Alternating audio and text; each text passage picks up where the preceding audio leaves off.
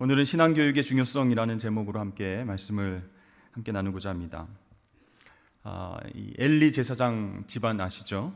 하나님이 특별히 선택해서 세우신 제사장 가문이었습니다. 아무나 할 수 있는 것이 아니죠. 그러나 하나님께서 그 엘리 제사장 가문의 심판을 예고하셨습니다. 왜 그렇게 되었습니까? 하나님께서 버릴 수밖에 없을 정도로 엘리와 그 아들들이 악한 길로 나갔기 때문이었습니다. 엘리는 어느 날 아들들이 하나님의 제사를 멸시하고 제물을 강탈해서 그렇게 먹은 것, 또 회막문에서 수종드는 여인들과 동침했다는 그 소식을 전해서 듣게 되었습니다. 23절에 엘리가 아들들에게 이렇게 말합니다. 그들에게 이르되 너희가 어찌하여 이런 일을 하느냐? 내가 너희의 악행을 이 모든 백성에게서 듣노라 그랬습니다. 아버지이자 제사장인 엘리가 본인이 알게 된 것이 아니라 사람들에게서 듣고 알았다 이렇게 표현하고 있죠. 본문은 이때 엘리가 매우 늙었다 이렇게 표현하고 있습니다.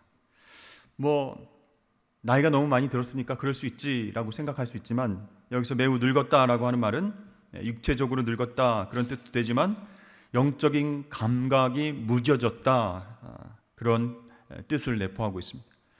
실제로 이 엘리는요, 아들들의 악행이 오랫동안 지속되었는데도 늦게 알아차린 것이죠.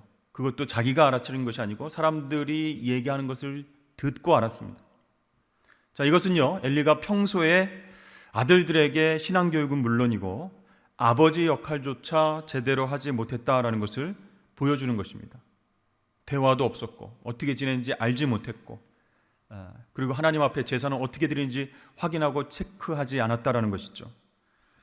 부모로서 자녀가 선한 길을 갈 수 있도록 인도해 주는 것, 그것은 마땅한 일입니다. 그러나 안타깝게도 엘리는 육체적으로도 영적으로도 무뎌져서 이 자녀들의 생각과 행동을 누구를 통해서요? 사람들을 통해서 듣게 되었다라는 것이죠. 자, 이렇게 아버지의 역할과 제사장 역할 제대로 하지 못한 엘리 제사장, 그의 잘못된 생각과 행동들이 본문에서 많이 드러나고 있습니다. 자, 하나님께서는 엘리의 아들들을 직접적으로 책망하지 않으시고 그 아버지인 엘리를 책망하고 계십니다. 왜 그러셨을까요? 그만큼 자녀를 향한 책임이 부모에게 있다, 그런 메시지입니다. 여러분, 오늘 본문의 엘리 제사장을 통해서 자녀를 향한 신앙교육, 또 우리 교사들에게는 하나님께서 나에게 맡겨주신 귀한 학생들의 신앙교육이 얼마나 중요한지 함께 깨닫게 되는 시간이 되기를 바랍니다. 자, 엘리 제사장과 그 가문은 무엇 때문에 하나님께 책망받고 심판에 이르게 되었는지 한번 살펴보겠습니다. 첫 번째, 엘리는 사람에게 짓는 죄와 하나님께 짓는 죄를 구분하는 어떤 이중적인 사고방식을 갖고 있었습니다. 25절 상반절을 한번 보시면, 사람이 사람에게 범죄하면 하나님이 심판하시려니와 만일 사람이 여호와께 범죄하면 누가 그를 위하여 간구하겠느냐. 자, 이 얘기를 한번 잘 여러분 생각해 보십시오. 무슨 뜻일까요? 일상생활 속에서는 죄를 지을 수 있지만 성막에서는, 하나님 앞에서는 죄를 범해서는 안 된다. 이 이분법적인 사고방식을 지금 드러내고 있는 것이죠. 그러니까 아버지로서 일상생활 속에서 죄를 짓는 것은 용서할 수 있지만 하나님 앞에서 범죄한 죄 어떻게 용서받을 수 있겠느냐, 이렇게 꾸중만 하고 있습니다.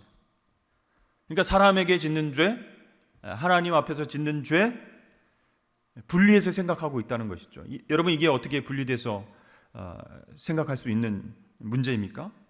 그러면 하나님께 짓는 죄를 사람들에게 들키지만 않으면 괜찮다는 얘기인가? 사람들을 통해서 들었으니까. 엘리 제사장이 아들들이 끔찍한 죄를 범했습니다, 이런 소문인데 그게 사실입니다라고 사람들을 통해서 들었는데 사람들 모르게 그것을 행했다면 괜찮다, 이런 얘기입니까? 정말 심각한 상황이죠. 자, 이런 심각한 상황 속에서 엘리 제사장은 그 아들들이 제사장 역할을 계속하도록 놔뒀습니다. 한마디로 방치한 것이죠. 왜 그랬을까요? 사람들의 이야기를 통해서 범죄했다는 것을 알고 얘들아 왜 그랬느냐라고 말은 했지만 계속 제사장 역할을 하도록 놔뒀어요. 왜 그랬을까요? 한마디로 자신과 아들들의 체면 때문이었습니다. 레위인 중에서도 아론 계열만 제사장이 될 수 있었어요. 혈통적으로 하나님께서 그렇게 명령하셨기 때문이죠. 그런데 그 범죄함을 통해서 체면이 깎일까 봐 그냥 모른 척하면서 넘어가려고 했습니다. 계속 제사장 역할을 해라 아들들에게 그냥 풀어준 것이죠. 자, 여러분, 하나님 앞에서 지은 범죄가 무서운 것인 줄을 알지만 사람들 체면도 참 중요하다 이렇게 생각했기 때문에 엘리 제사장은 아들들이 계속 제사장 역할을 하도록 놔둔 것이죠. 두 번째, 엘리는 하나님을 경외하지 않는 제사장이었습니다. 제사장인데 하나님을 경외하지 않아요? 그럴 수 있습니다. 엘리는요, 끝까지 아들들을 징계하거나 회개시키지 않았죠. 자, 아버지 엘리가 말로 하는 꾸중을 들은 아들들 어떻게 반응했습니까? 25절 하반절 말씀에 보니까 그들이 자기 아버지의 말을 듣지 아니하였으니 이는 여호와께서 그들을 죽이기로 뜻하셨음이더라. 자기 아버지의 말을 듣지 않았대요. 평소에 아버지인 엘리가 영적으로 무뎌져 있었기 때문에 두 아들은 아버지의 말을 전혀 들으려고 하지 않았습니다. 한마디로 아버지의 말 가운데 영적인 권위가 없었다라는 거예요.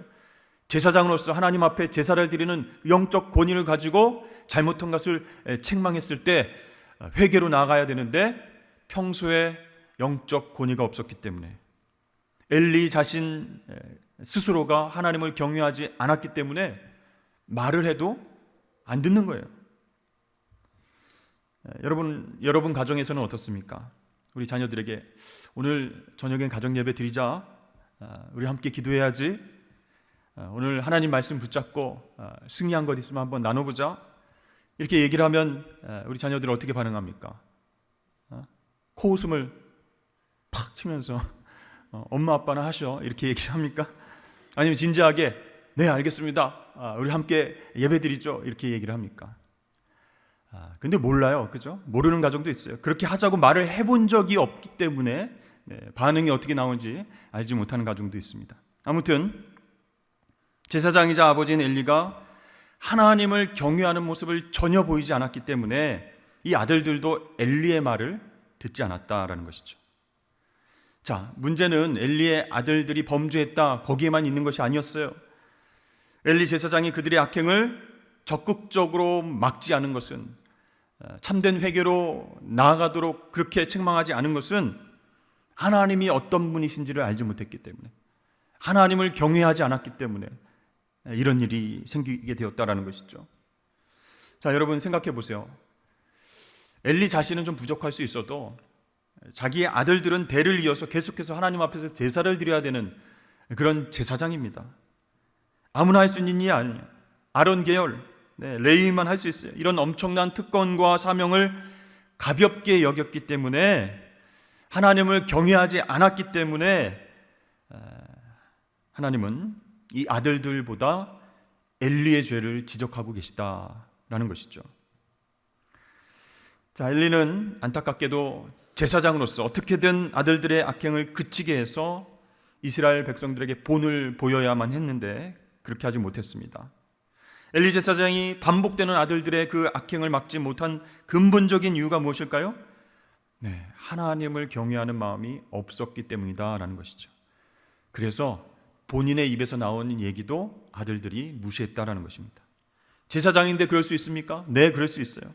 3대째, 4대째, 5대째 신앙의 가문인데 그럴 수 있겠습니까? 네, 충분히 그럴 수 있습니다.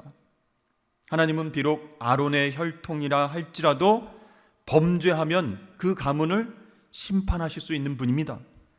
그 사실을 엘리가 알았더라면, 영적으로 민감했더라면, 하나님을 경외하는 마음으로 가득 찼었더라면 무슨 수를 써서라도 아들들의 악행을 막고 회개로 나아가게끔 인도를 했어야죠. 그러나 하나님을 경외하지 않았던 엘리는 범죄한 아들들이 계속해서 제사장 역할을 할 수 있도록 방치를 했습니다. 자, 안타깝지만 아론 계열의 제사장은 여기서 끝이 나게 되었습니다. 하나님은 엘리의 아들들을 죽이시고 제사장 계열이 아닌, 아론 계열이 아닌 사무엘을 세우실 계획을 하셨다라는 것이죠. 여러분, 이것이 얼마나 무서운 이야기입니까? 우리가 부모로서, 가정의 제사장으로서, 교회 학교의 교사로서 영적으로 둔감해진다면 그 파장이 엄청나다라는 거예요. 내가 영적으로 깨어있지 않고 말씀과 기도로 하나님을 경외하는 모습을 우리 아이들에게, 자녀들에게, 학생들에게 보여주지 않으면, 그래서 하나님이 삶의 모든 영역을 다스리시는 것을 인식하지 못하면 절망적인 상황을 맞닥뜨리게 된다는 것이죠. 그러므로 여러분, 가장 중요한 것이 무엇이겠습니까? 먼저 저와 여러분들이 하나님을 경외하는 마음을 갖게 되길 주의 이름으로 간절히 축복합니다. 세 번째로 엘리는 어떤 죄를 지었을까요? 하나님 앞에서 우상 숭배의 죄를 지었습니다. 이제 하나님께서 하나님의 사람을 보내셔서 엘리에게 심판의 말씀을 전달하십니다. 29절 말씀 보시면 우리 함께 읽어볼까요? 시작. 너희는 어찌하여 내가 내 처소에서 명령한 내 제물과 예물을 밟으며 내 아들들을 나보다 더 중히 여겨 내 백성 이스라엘이 드리는 가장 좋은 곳으로 너희들을 살찌게 하느냐? 아멘.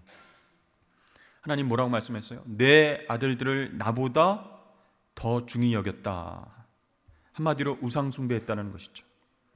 하나님보다 자녀들을 더 사랑해서 마치 우상처럼 섬겼다, 그런 뜻이에요. 그러니까 엘리 제사장이 아들들을 향한 잘못된 사랑, 그것으로 그들의 악행을 멈추지 못하게 됐고 방임하게 됐습니다. 그것에 대해서 하나님은 철저한 심판을 예고하고 계신다라는 것이죠. 자, 분명 하나님은 영원한 약속을 주셨어요. 아론 가문 가운데에 주셨습니다. 그러나 하나님을 경외하지 않고 하나님 말씀을 멸시하는 그 사람은 하나님께 존중받을 수 없다라는 것이죠. 하나님이 그냥 넘어가시지 않는다라는 것이죠. 기회를 주셨지만 끝까지 방치하고 그냥 놔뒀다면 하나님이 그냥 넘어가시지 않는다라는 것이죠. 그러니까 혈통만으로 하나님의 백성이다 내가, 아론 계열이니까 제사장 역할은 당연히 해야 되는 것이다, 이렇게 인정받을 수 없다는 거예요. 마찬가지로 우리가 기독교 집안 몇 대째라고 할지라도 하나님께 인정받을 수 없다는 것입니다. 그 중심에 하나님을 존중하고 믿고 섬기고 경외하는 마음이 없으면 우리도 무너질 수 있는 거예요. 그러니까 믿음이 없는 자에게, 하나님을 경외하지 않는 자에게 하나님의 은혜와 축복이 주어질 수 없음을 오늘 본문은 확실하게 말씀하고 있습니다. 자, 엘리가 하나님보다 아들들을 더 소중히 여긴 대가 엄청났죠? 상상 이상이었습니다. 하나님께서 엘리 제사장 가문을 완전히 멸망시키셨어요. 대를 끊기게 하셨어요. 그리고 그의 집에 노인이 영원토록 없게 하겠다, 이렇게 선언하십니다. 32절 말씀 보니까 이스라엘에게 모든 복을 내리는 중에 너는 내 처소에 환난을 볼 것이요 내 집에 영원토록 노인이 없을 것이며, 완전히 그 가문이 끊어진다는 얘기예요. 또한 엘리 제사장이 하나님보다 더 귀하게 여겼던 홈니와 비느하스 두 아들들 한날에 하나님이 죽이시겠다, 이렇게 말씀하셨어요. 그것이 엘리 제사장 가문에 내리실 심판의 표정이다, 징벌의 표징이다, 이렇게 말씀하십니다. 한 가지 더 있는데요, 우리가 오늘 본문 말씀에는 안 나타나 있지만 계속 말씀을 읽다 보면 엘리 가문의 자손이 제사장 직분을 구걸하게 될 것이다, 이렇게 말씀합니다. 제발 우리가 제사장 사명을 감당하게 해주십시오. 구걸하게 될 것이다. 얼마나 비참합니까? 이렇게 엘리 제사장이 그동안 하나님보다 소중하게 여겼던 모든 것들, 그것을 하나님 철저하게 깨트리시고 빼앗아 버리십니다. 그래서 진노의 심판을 행하시겠다라고 말씀하시면서 우리에게도 메시지를 주시는 것이죠. 자, 이러한 하나님 심판 예언이 그대로 성취됐습니다. 엘리 제사장 가문은 몰락하게 됐습니다. 자, 여러분, 이 엘리는 아론 계열의 제사장 가문이었죠. 계속해서 그 전통이 이어져 내렸습니다.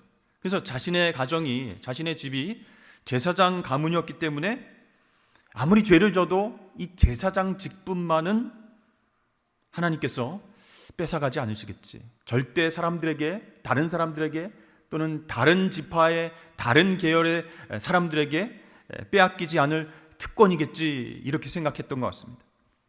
그래서 죄에 대한 하나님 심판에 대해서 가볍게 생각했던 것 같습니다. 그러나 하나님은 어떻게 하셨어요? 엘리와 그 아들들이 제사장 직분을 맡은 사람이기 때문에 오히려 더 철저하고 무서운 심판을 내리기로 결정하셨다라는 것이에요. 여러분, 이렇게 책임에는요, 엄청난 대가가 따른다라는 것이죠.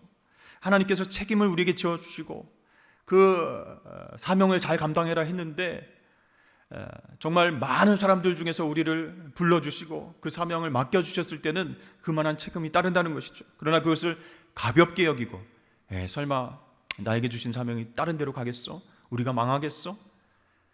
이렇게 가볍게 생각하면 그 가문 전체가 하나님 앞에 복을 받을 수 없다는 것이죠.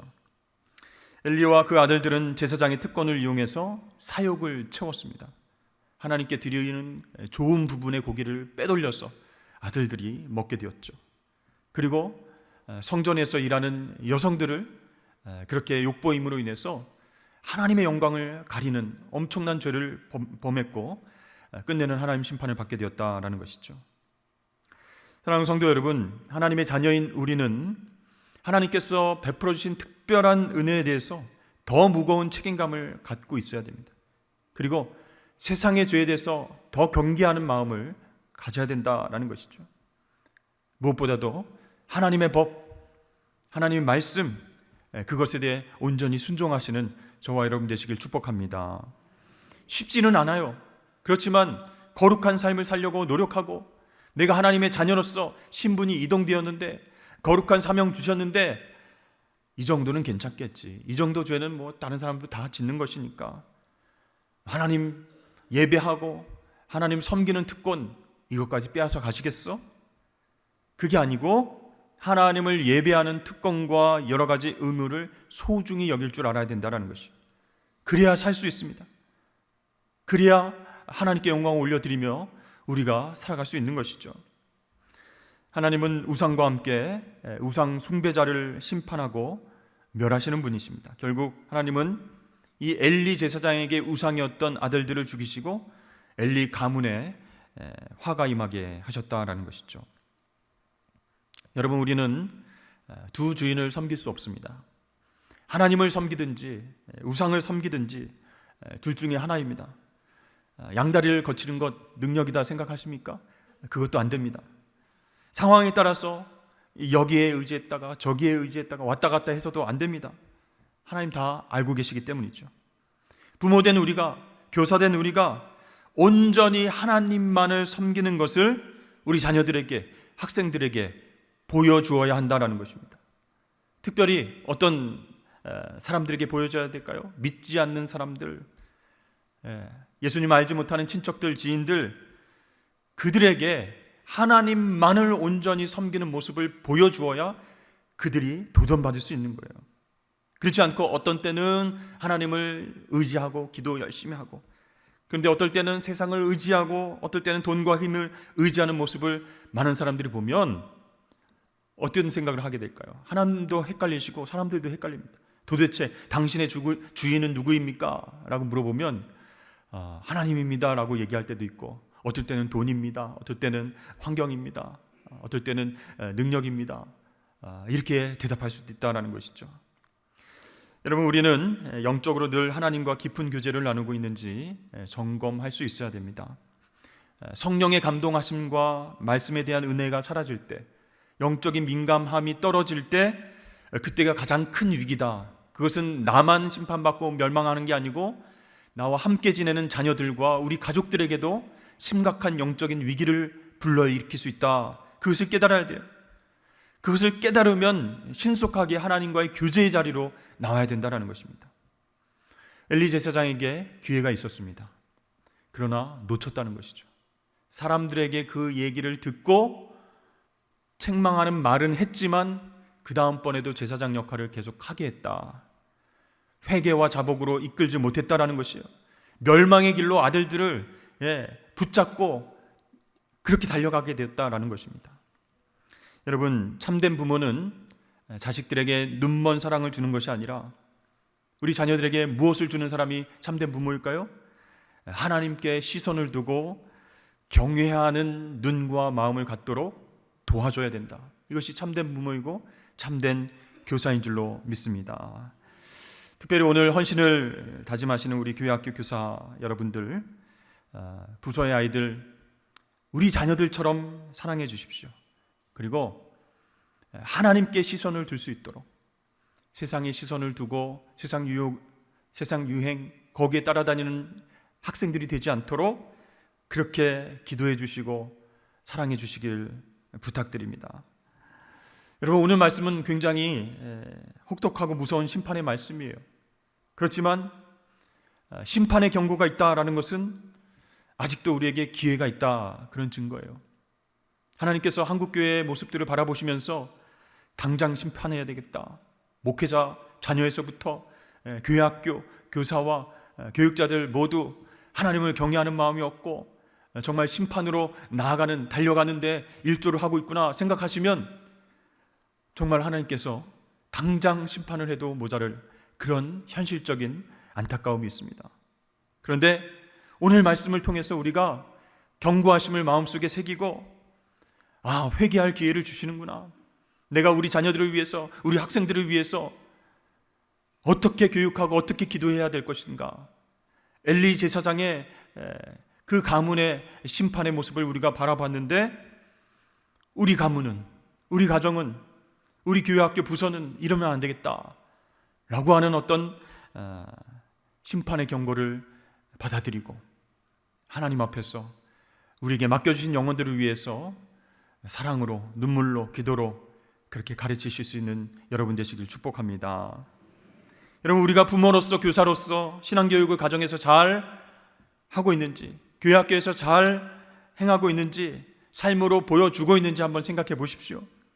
하나님과 세상을 이원론적으로 분리해서 생각하고 있지는 않은지, 세상에서 짓는 죄는 어쩔 수 없어, 그러나 하나님 앞에서만 죄를 안 지으면 돼, 그러나 가끔씩은 세상 사람들이 들키지 않도록 조금씩은 죄를 져도 돼, 이렇게 분리해서 생각하고 있지는 않은지, 또 주님의 일을 하면서도, 교사의 역할을 열심히 감당하면서도 하나님 경외하는 마음이 없지는 않은지, 내가 산성교회 교사입니다, 10년, 20년, 30년 꾸준하게 섬기고 봉사했습니다 라고 자랑스럽게 얘기하지만 그 마음 가운데 하나님을 경외하는 마음이 있는지 없는지, 또 잘못된 자녀 사랑, 잘못된 학생 사랑으로 그 자녀가, 그 학생 자체가 우상이 되지는 않았는지, 여러분, 오늘 말씀을 통해서 진지하게 돌아보고 엘리 가문이 몰락한 그 길로 절대로 가지 않는 우리 부모님들, 교사들 다 되실 수 있기를 주의 이름 축복합니다.